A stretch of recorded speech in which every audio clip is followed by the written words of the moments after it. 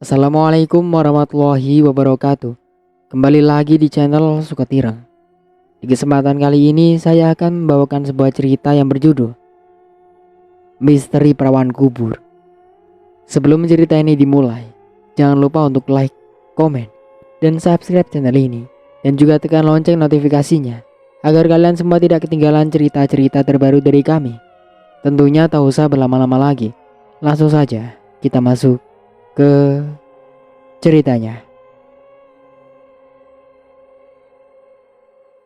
Mumpung dia masih di sana, Katanya tersengal-sengal. mumpung pula dia tak siap menghadapi kita, biarlah dia kulumpuhkan lebih dulu. Dan sebelum Ramandita sempat berkomentar, Aki Juhairi sudah menusukkan ujung-ujung paku ke lutut-lutut boneka kayu. Dengan paku-paku tetap tertancap, boneka kayu dicemplungkan si orang tua ke dalam baskom. Kayunya sudah basah semua. Perempuan itu tak sempat lagi mengetahui siapa yang tiba-tiba melumpuhkannya. Ia tak sempat lagi melakukan balasan. Habis berkata demikian, Aki Juhairi masuk lagi ke ruang dalam. Secepat ia masuk, secepat itu pula keluar lagi. Ia memegang sesuatu. Ramandita tahu itu adalah sarung keris. Karena gagang keris yang meliuk dan berbentuk kepala ular tampak jelas menyembul dari gagang sarung kayu itu. Benda tersebut membuat jantung Ramandita menciut. "Mau Aki apakan si Nona?" Ramandita bertanya cemas. Sementara belum, entah nanti. Yang pertama-tama harus kita lakukan adalah menemuinya. Sekarang juga. Aki Jugairi mengajak tamu-tamunya meninggalkan rumah. Ramandita tentu saja menyetujui dengan gembira, meski campur takut. Gembira karena akan melihat si Nona, dan takut kalau si Nona diapa-apakan oleh Aki Jugairi. Dua buah ojek yang mereka charter masih menunggu di luar. Sebelum naik, Arianto berbisik dekat telinga Ramandita. "Hebat ya bukan? Senantiasa bergerak cepat." Ramandita tampak berpikir, lalu mendekati Aki Juhairi, menanyakan apa yang sesaat tadi mengganggu pikirannya. "Yakinkah Aki, yang Aki lihat adalah perempuan yang kita inginkan?" Tentu saja. Jawab orang tua itu tersenyum. Ia tampak berbeda dengan perempuan-perempuan lainnya. Perbedaannya?" Aku melihat sinar biru yang samar-samar memancar di sekeliling tubuh gadis itu. Ramandita membelalak, tak percaya. Satu hal lagi, apakah kau punya kenalan seorang polisi? Kalau mungkin, polisi itu punya pengaruh.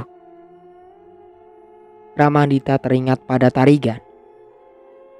"Ada," katanya. "Tetapi kemana kita akan pergi?" Ke kantor polisi, tentu saja. Aki Jugairi mengajak Ramandita naik satu ojek dengannya. Karena memang yang tersedia cuma dua ojek. Yang satunya lagi ditumpangi Arianto. Dalam perjalanan di atas ojek, tak seorang pun berbicara. Bunyi mesin ojek terlalu keras dan bising. Apalagi karena berboncengan bertiga menyebabkan Aki Jugairi, terutama Ramandita, merasa khawatir tertimpa celaka. Ternyata mereka selamat sampai ke rumah di mana mobil Ramandita dititipkan. Barulah setelah di dalam mobil, mereka dapat mengobrol dengan tenang. Ramandita mengatakan banyak sekali kantor polisi di Jakarta. Dan Aki Jugairi berkata tenang.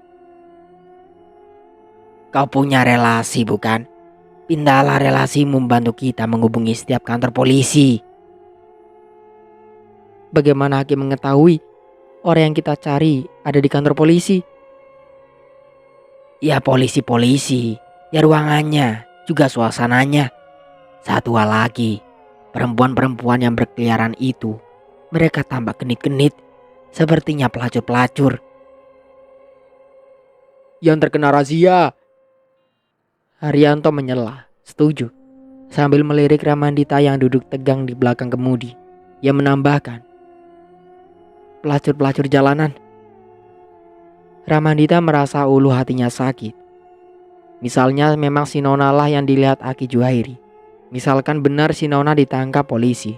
Tetapi mengapa dengan pelacur-pelacur jalanan? Apa sebab si Nona dijaring polisi-polisi susila? Jawabannya jelas karena si Nona juga pelacur. Tetapi pelacur jalanan. Yang katanya liar dan murahan. Sakit rasanya hati Ramandita. Gadis itu begitu muda, begitu cantik, tampak tak berdosa. Dan masih perawan ketika ditiduri Ramandita. Tidak, si Nona bukan pelacur. Ataukah barangkali si Nona kemudian jadi pelacur? Setelah Ramandita merenggut kegadisannya, seraya tidak bertanggung jawab. Lalu mengapa si Nona harus terlibat dalam kasus kerangka berpakaian seragam dan kasus kerangka di kamar hotel? Ya Tuhan, semoga semua itu hanya kebetulan belaka. Biarlah si Nona akhirnya terjerumus jadi pelacur. Tetapi janganlah ia jadi pembunuh. Pembunuh mengerikan pula. Ramandita berdoa dan terus berdoa. Dengan pikiran semakin kalut. Dalam kekalutan pikiran itu sempat terlintas kemungkinan lain di sel-sel otak Ramandita yang berlari-lari semrawut. Mungkinkah peristiwa yang sama telah terulang? Seperti dulu peristiwa terkutuk di villa bersama Magdalena. Bahwa seorang atau sekelompok orang tengah merencanakan sesuatu untuk mencelakakan dirinya. Tetapi siapa? Ramandita memutar otaknya yang sudah letih. Semenjak berita besar yang dibuatnya di 2 tahun yang lalu dengan Magdalena jatuh sebagai korban. Ia sudah tak bergairah lagi menulis berita-berita sejenis. Timbul semacam pendirian yang terkadang membuatnya hilang percaya diri.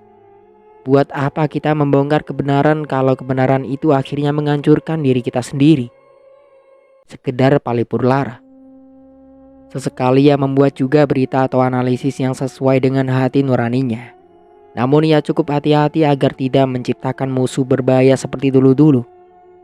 Karena cara ini tetap tidak memuaskan jiwanya. Ia larikan protes-protes melalui cerita-cerita fiksi. Ia memang memperoleh kepuasan walau sifatnya semu.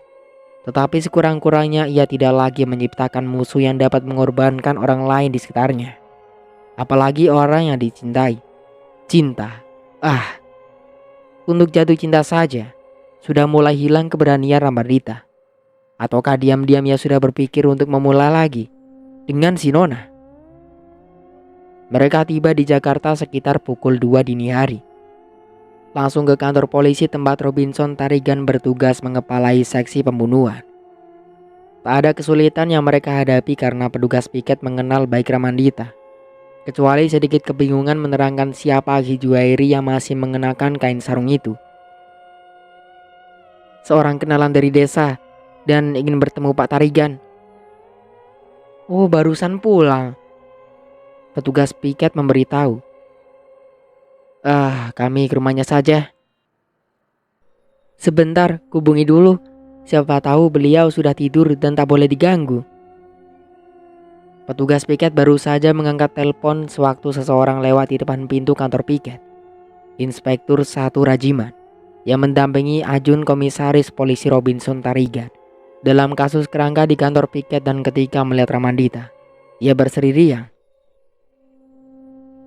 Sudah kami temukan, Bung. Apa? Tanya Ramandita dengan jantung berdebar. Gadis itu. Si Nona.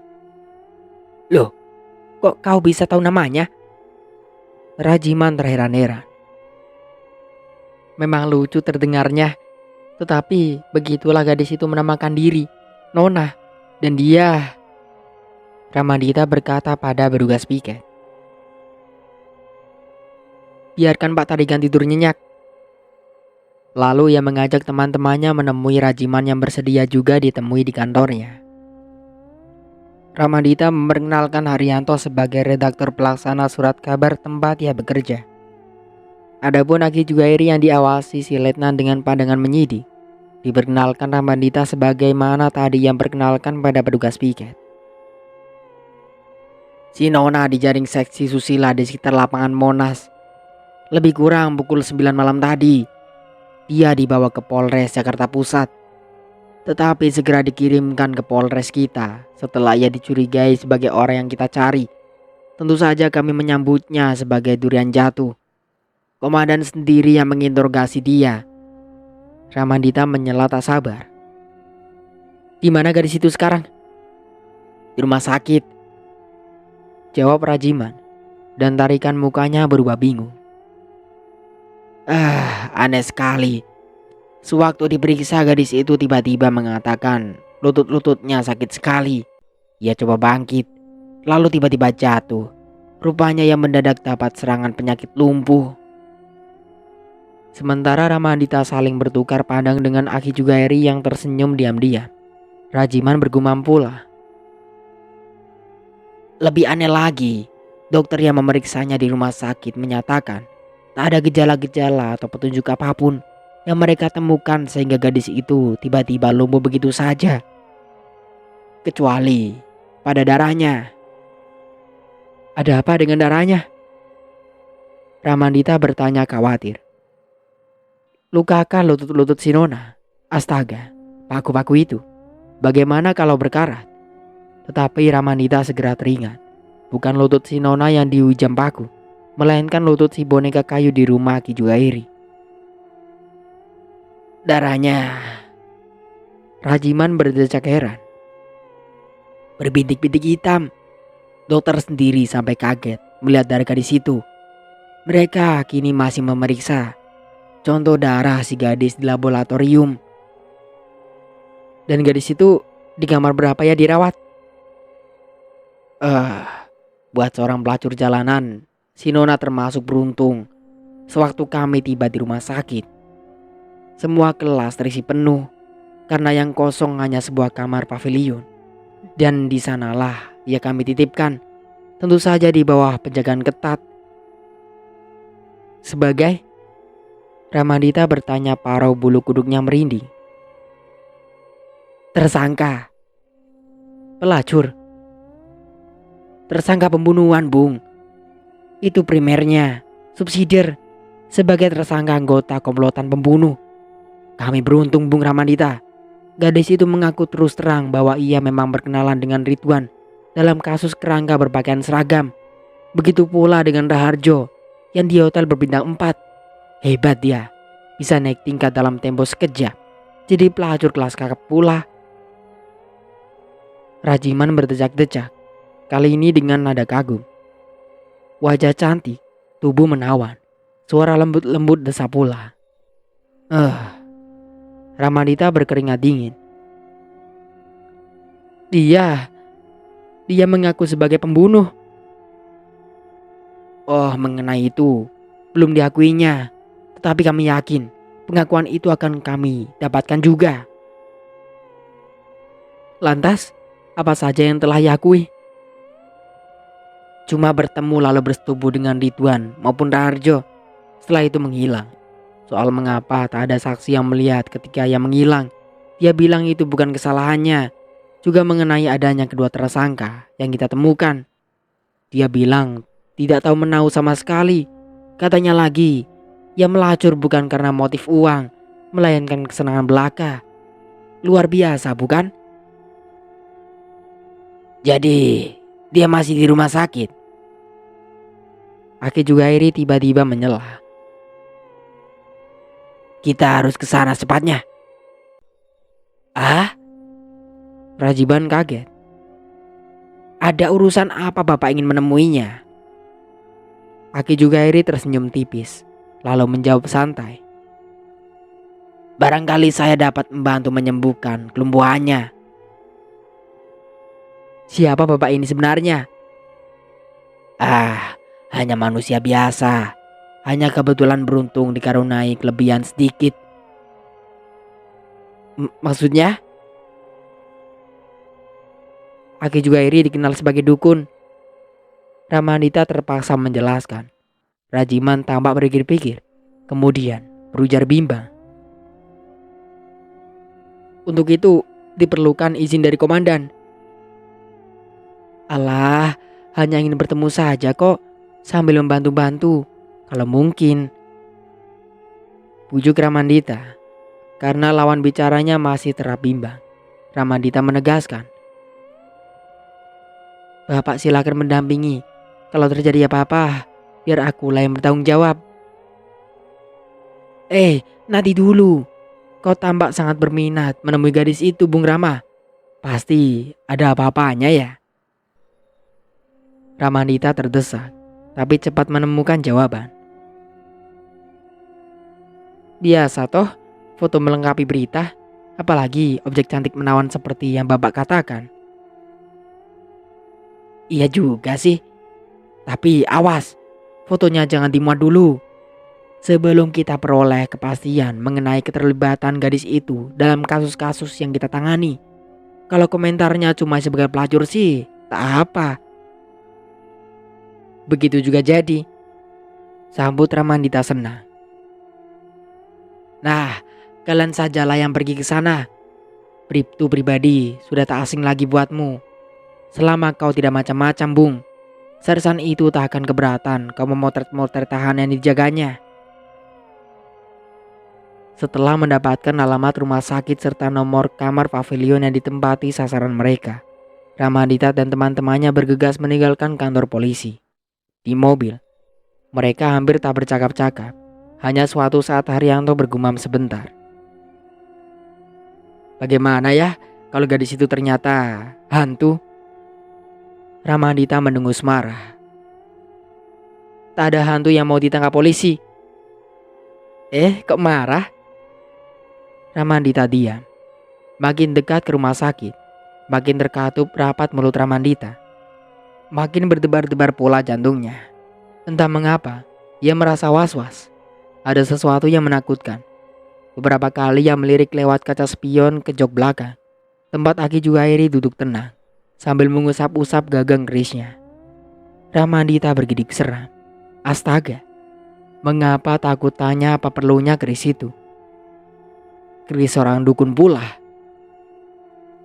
Tiba di rumah sakit, Ramandita menyambar tas-tas tel di jok belakang yang selalu ia bawa kemanapun ia pergi. Haryanto melihatnya dan bertanya sungkan. Kau sungguh-sungguh akan memotret gadis itu, Rama? Jelas, jawab Ramandita bernafsu. Akan kubuktikan bahwa si Nona adalah manusia biasa seperti kita. Maksudmu, kalau ia hantu sebagaimana omong kosongmu, gadis itu tak akan tampak dalam foto bila nanti sudah di afdrek. Taktik-taktik pemotretan semakin canggih. Tetapi belum pernah aku dengar ada orang yang ahli sekalipun mampu memotret hantu dalam wujud yang utuh. Menjelang kantor piket rumah sakit dekat pintu gerbang, Ramandita meminta Aki Juhairi menyimpan saja keris orang tua itu dalam tas-tas telnya. Bisa membuat pingsan petugas piket, Ki, katanya tersenyum.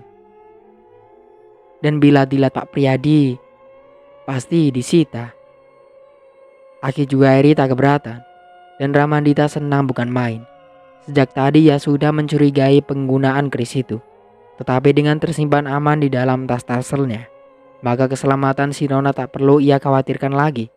Keris itu hanya akan dikeluarkan bila Ramandita setuju dan menganggapnya memang perlu.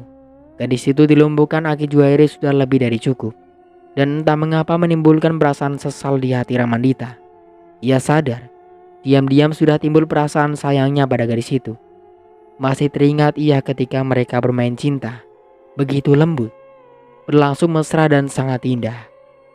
Apalagi di saat gadis itu memegih tertahan ketika mereka tiba di kantor piket. Berlangsung perdebatan sengit sejenak. Kemudian salah seorang petugas piket menghubungi kamar-kamar pavilion pasien rumah sakit. Priyadi dipanggil dan setelah petugas piket memberitahu kehadiran Ramandita serta teman-temannya, Priyadi menyatakan tidak beratan. Ramandita serta teman-temannya lantas diizinkan masuk. Saat mereka lewat, telinga Ramandita sempat menangkap suara salah seorang petugas piket di belakang mereka. Lihatlah itu, orang dusun masuk kota. Disusul suara tertawa bergelak. Ramandita melirik Aki Juhairi. Orang tua itu membalas lirikannya, lalu berujar tersenyum. Aku memang dari dusun, bukan? Pandangan menyidik dan senyuman geli tertahan masih harus mereka terima sepanjang koridor yang berbelok-belok, kecuali polisi satunya lagi, berpangkat Baratu. yang tanpa acuh tak acuh saja. Ramandita memberitahu bahwa ia sudah menemui Letnan Rajiman lebih dulu.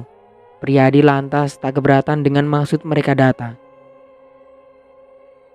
"Sebaiknya kita didampingi suster," katanya, lalu pergi ke ruangan kantor di dekat tempat mereka berjaga-jaga. Dalam tempo singkat ia sudah kembali bersama seorang suster, bertubuh tinggi tegap namun wajahnya lembut ramah. Tamu-tamu diperkenalkan dan diberitahu tujuannya datang. Suster hanya senyum tanpa bicara. Matanya mengawasi tajam ke arah Aki Juhairi. Bukan pandangan geli sebagaimana yang lain. Dan ketika mengawasi Ramandita, senyum di bibir suster itu sempat menghilang sekejap. Matanya pun sempat berkilat tajam, lalu menjadi biasa lagi, cerah, riang, ramah. Mungkin ia tahu apa yang kusandang, pikir Ramandita seraya memegang erat tali tas taselnya. Biarlah pulangnya nanti akan kusempatkan memotret dia sebagai kenang-kenangan, biar dia senang. Haryanto menolak masuk ruangan. "Aku di sini aja," desanya kalem, namun jelas terlihat wajahnya kaku tegang.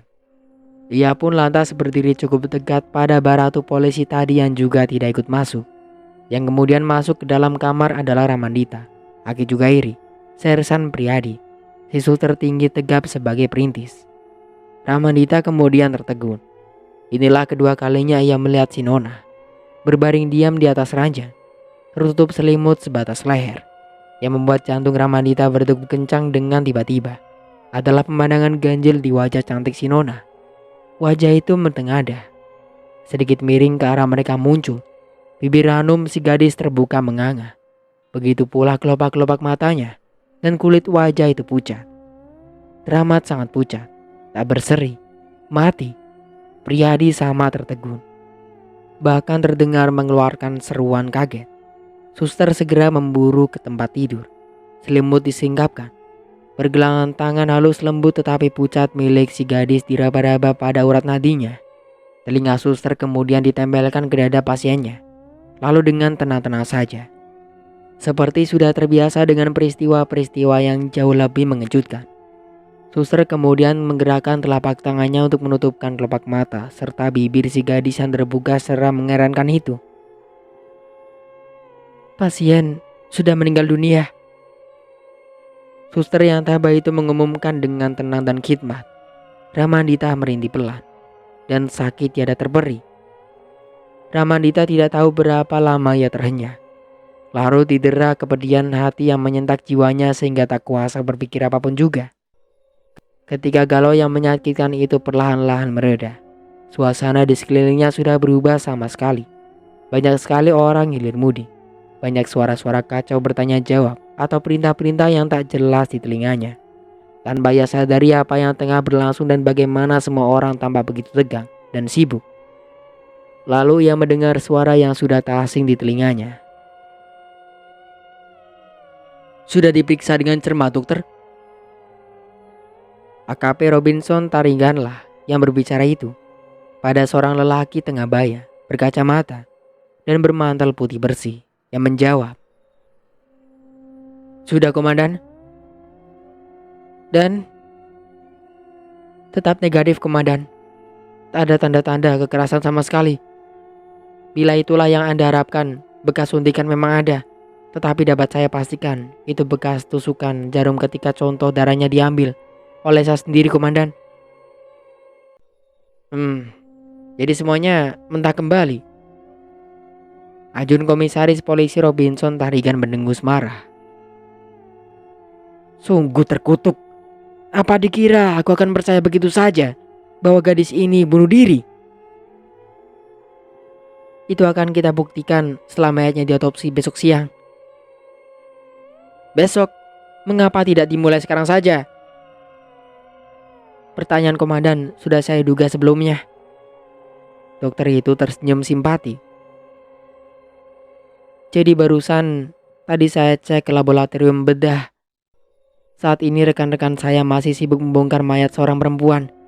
Kiriman teman-teman Anda dari Polres Jakarta Timur.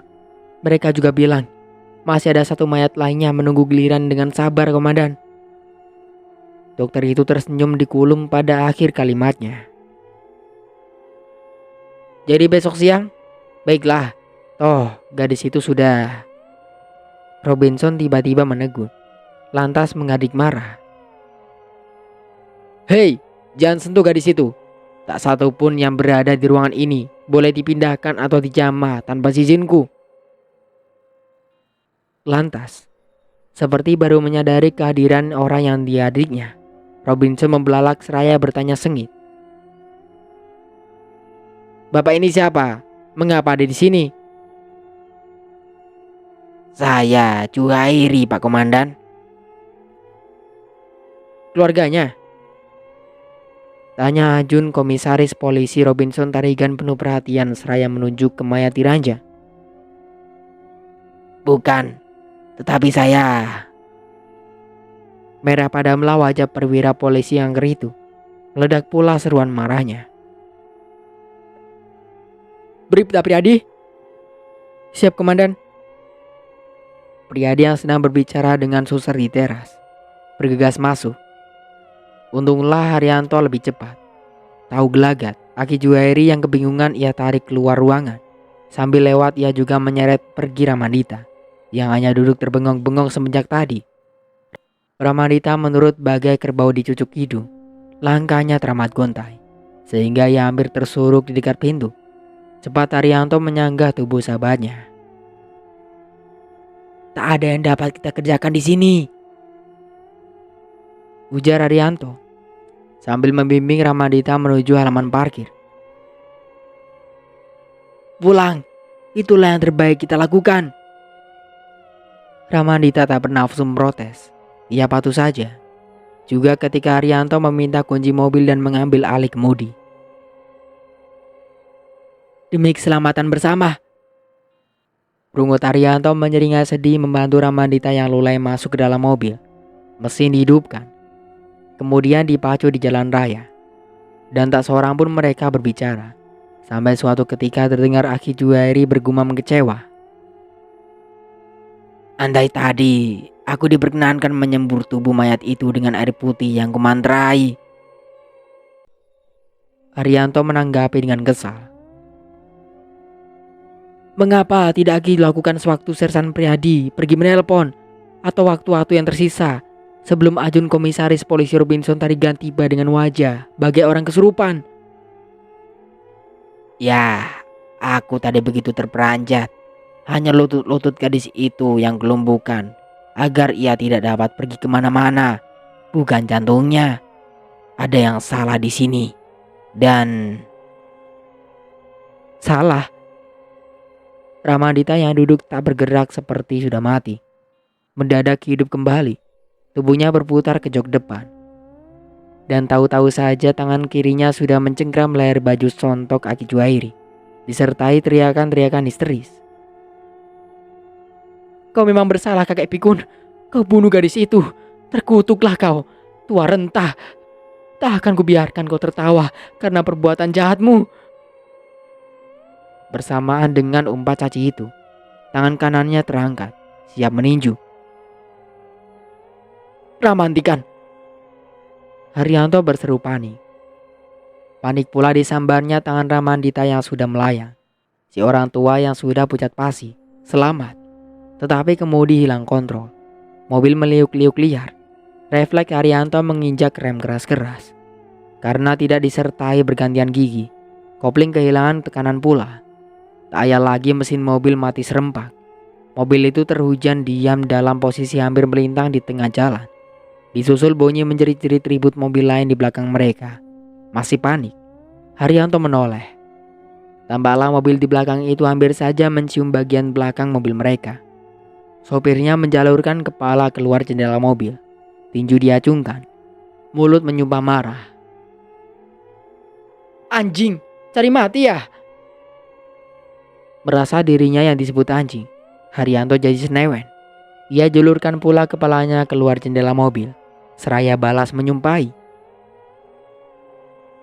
Jangan macam-macam kau babi. Saking senewen, pintu mobil dibuka lalu ia turun dengan wajah sangat angker. Gertakan itu membuat sopir di belakang mereka menundurkan mobil cepat-cepat, kemudian melesat maju melewati mobil Ramandita. Kalau saja Rianto tidak keburu menyelinap secara naluriah ke dalam mobil sambil menutup pintu, pastilah ia sudah terkapar berlumuran darah di tengah jalanan aspal. Haryanto duduk terenyak. Pucat pasi mengawasi lampu-lampu mobil yang dalam tempo beberapa detik sudah lenyap di kejauhan. Astaga! Desis Haryanto kecut. Hampir saja. Setan apa yang merasuki diriku ini? Akulah yang dirasuki setan, Yanto. Haryanto menoleh dan melihat sahabatnya duduk dengan kepala menunduk.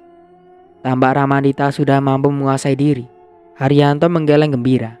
Katanya, syukurlah akal sehatmu sudah kembali. Lalu ia hidupkan mesin mobil, menjalankan mobil sambil bersiul-siul. Tentu saja siulan sumbang sehingga ia tertawa sendiri.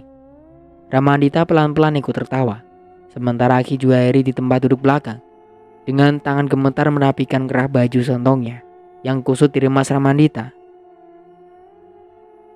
Terus ke Sukabumi ya, memulangkan kakek ini? Ramandita menyeringai pada sahabatnya. Besok sajalah, jawab Haryanto memutuskan. Kalau begitu, marilah ke rumahku. Dan aku kau suruh membuat kopi, terus mengepel lantai dapurmu. Haryanto menggelengkan kepala. Tidak, Dudaku Malang, kita ke rumahku saja. Mariana lah yang akan membuat kopi. Tiba-tiba aku ingin meniduri istriku yang bahenol itu. Saking tegang. Hehehe. Mariana membuka pintu untuk mereka. Meski dengan rambut kusut dan mata kemerah-merahan lantaran dibangunkan tiba-tiba, wajahnya segera berseri-seri melihat si suami tersenyum-senyum nakal. Biar pencemburu setengah mati, Mariana tetaplah seorang istri yang baik. Ia tidak bertanya mengapa suaminya tumben pulang lebih cepat dan siapa orang tuanya berkain sarung yang dibawa suaminya sebagai oleh-oleh dari Sukabumi. Ada yang mau minum teh? Itulah sambutannya, diiringi senyuman manis. Ramandita mengangguk. Juga Ki Juhairi. Haryanto mengajak keduanya istirahat di ruang duduk. Ia sendiri kemudian menyusul istrinya ke dapur, dari mana saat-saat berikutnya terdengar omelan Mariana, omelan manja. Ya ampun, abang lihatlah bahwa aku sedang sibuk. Dasar. Saat berikutnya Haryanto kembali ke ruang duduk dengan mulut tersenyum simpul. Tetapi senyumannya segera sirna oleh Ki Juhairi, menggumam lirih. Kita mesti melakukan sesuatu. Melakukan apa, Ki? Tanya Haryanto sambil duduk mendengarkan dengan wajah serius. Tak boleh kita biarkan gadis itu bangkit kembali. Haryanto tersedak. Ramandita mengeluh. Si Nona sudah mati, Ki. Memang, tapi aku yakin dia mati bukan sembarang mati. Ada kekuatan misterius dan amat berbahaya bersembunyi di dalam tubuhnya. Dan sesuatu itu akan membantu gadis itu bangkit lagi dari kuburnya kelak untuk meneruskan kejahatannya yang sangat terkutuk. Sudahlah, dengus Ramandita tak senang.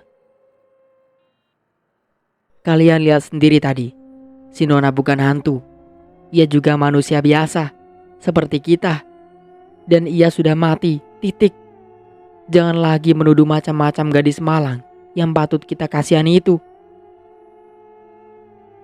Rama, dengarkan dulu apa kata orang tua ini.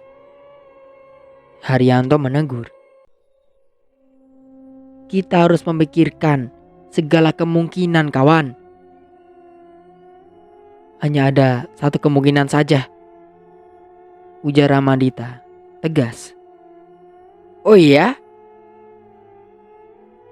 Ada orang lain di balik semua ini, Yanto. Aku tidak tahu dengan maksud apa serta apa tujuannya. Yang pasti, gadis itu telah ia peralat untuk mengecoh diriku. Siapa Rama? Entahlah, aku harus mempelajarinya. Dan aku yakin Pak Tarigan juga. Aku akan bahu-membahu dengan dia mencari dan menemukan orang biadab itu. Maksudmu kisah lama kini terulang? Ya, Buanglah mimpi burukmu itu Rama. Yang lalu sudah lalu. Tak akan. Aki Jugairi menengahi dengan lambaian tangan malas. Katanya dingin. Aku tak tahu apa yang kalian percakapkan anak-anak muda. Yang aku tahu, aku tak percaya sepenuhnya bahwa gadis itu sudah mati. Benar-benar mati. Ia bersandar di kursinya, berpikir, lantas bergumam yakin. Sinar biru, itulah buktinya. Arianto mendadak tegang. Sinar biru? Desar Rama. Ya, aku teringat sekarang.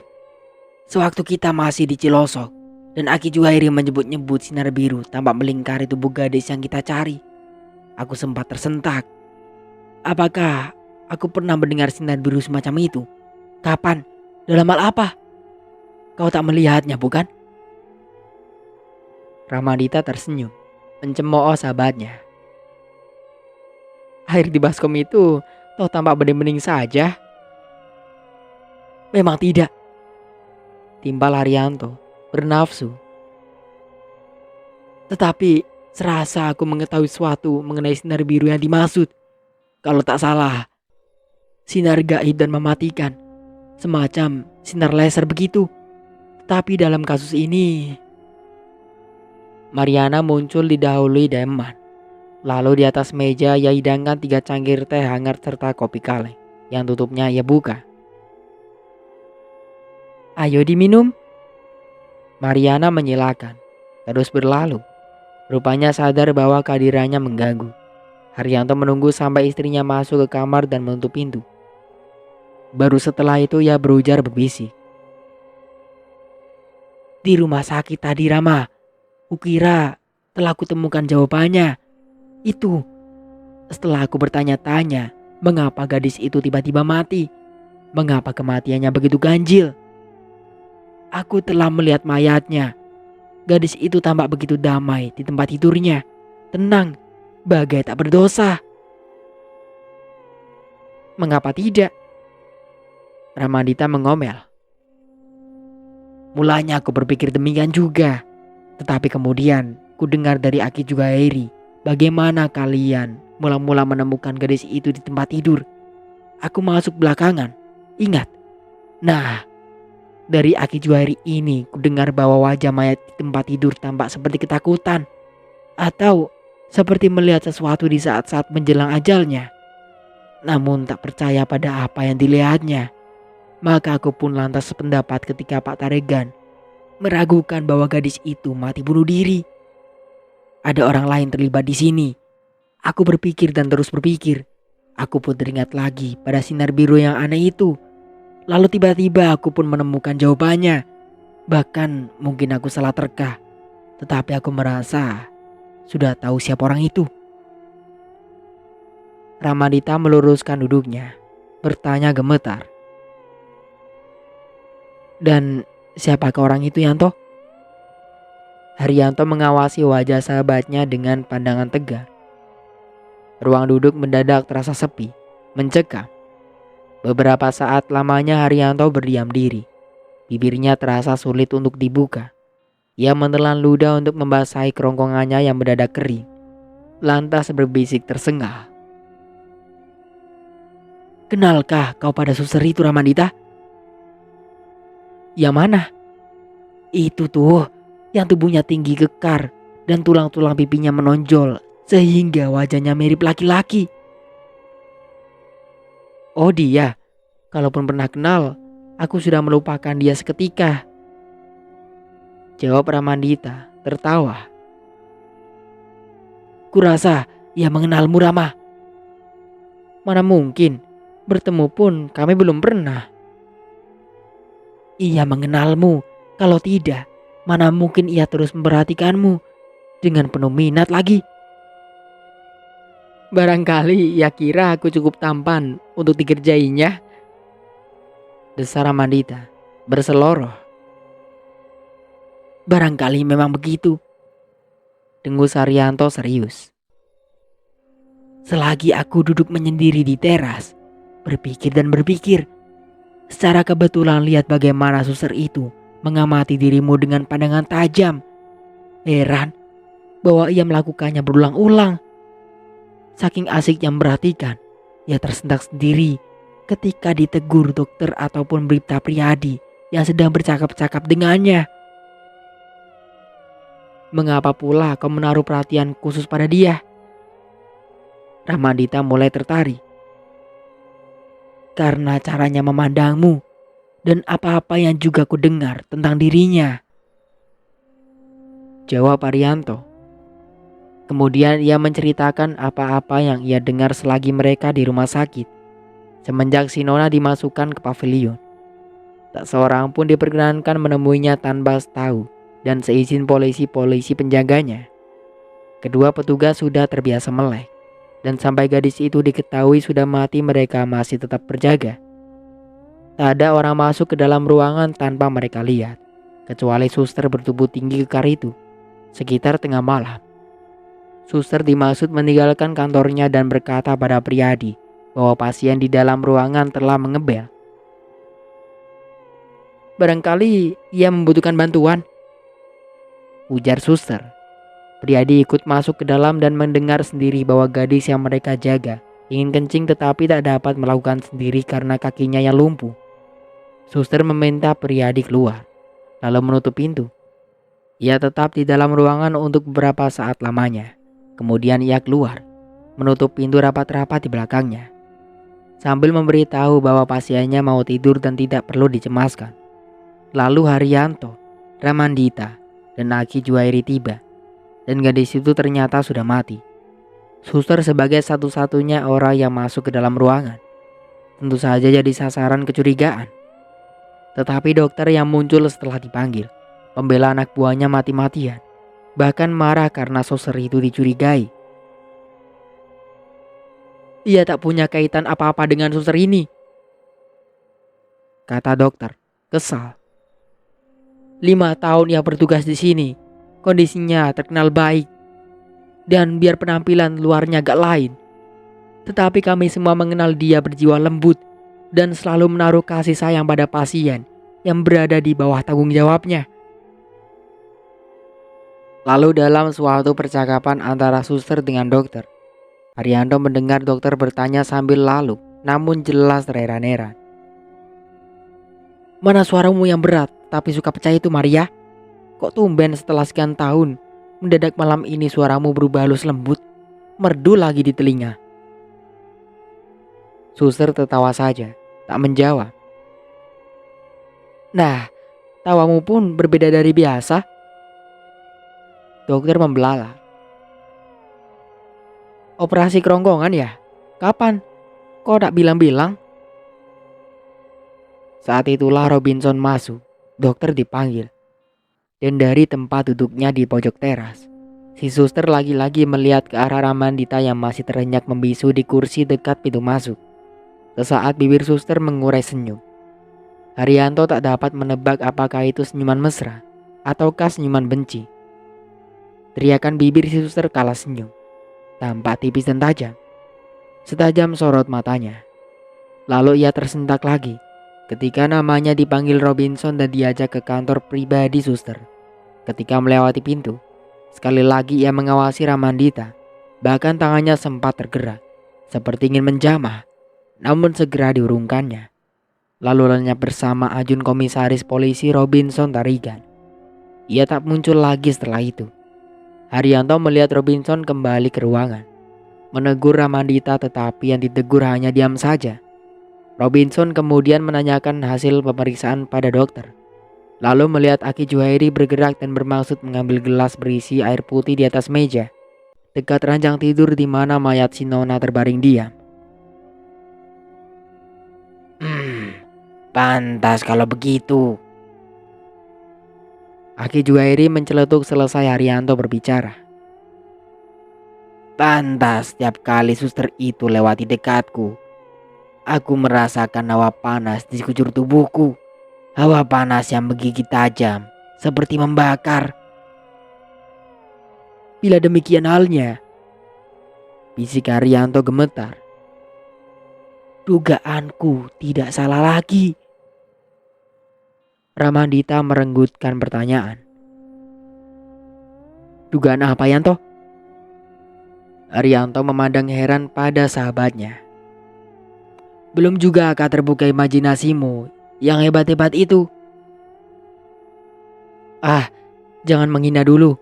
Saat ini aku sungguh tak mampu berpikir apa-apa, jawab Ramandita jujur. Tunggulah sebentar. Semuanya sudah jelas sekarang. Tak dapat diragukan lagi. Haryanto bangkit dari duduknya. Tunggu sebentar. Ia ulangi perkataan itu sekali lagi. Kemudian ia pun sibuk membongkar-bongkar di bawah meja. Terus ke rak penyimpanan majalah dan surat kabar. Ia pisahkan surat kabar terbitan mereka sendiri, lalu dilembari satu demi satu. Ia membaca dan membaca dengan cepat. Nah, ini dia, serunya, seraya membawa selembar dari surat kabar itu, yang keadaannya sudah lusuh. Dibeberkannya halaman tengah di depan Ramandita. Bacalah apa yang telah kau tulis dalam cerita bersambungmu ini. Ramandita menurut saja, mula-mula tanpa gairah. Kemudian tarikan wajahnya pelan-pelan berubah. Paling kemudian ia duduk lagi terenyak, wajahnya pucat pasi. Ketika ia bergumam getir dan kebingungan. Mustahil. Tak mungkin. Apakah kehadiranku masih dianggap? Aki juga iri tersenyum. Namun sinar matanya jelas berubah waspada. Syukurlah kami menemukan kau, Ki. Desa Haryanto seraya membasahi bibirnya yang kering. Ia tidak meminta Aki Juhairi membaca apa yang telah ia dan Ramandita baca. Dengan suara gemetar serta terputus-putus, ia menjelaskan kemungkinan apa yang tengah mereka hadapi. Aki Juhairi mendengar dengan tekun tanpa menyeka sekalipun juga.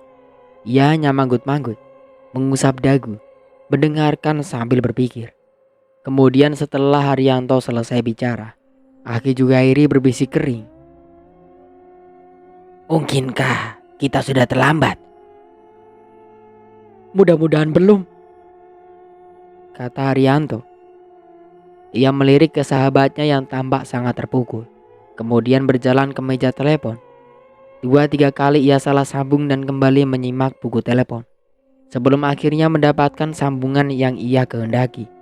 Berbicara sebentar, menunggu sebentar pula, mengucapkan terima kasih, lalu meletakkan telepon kembali.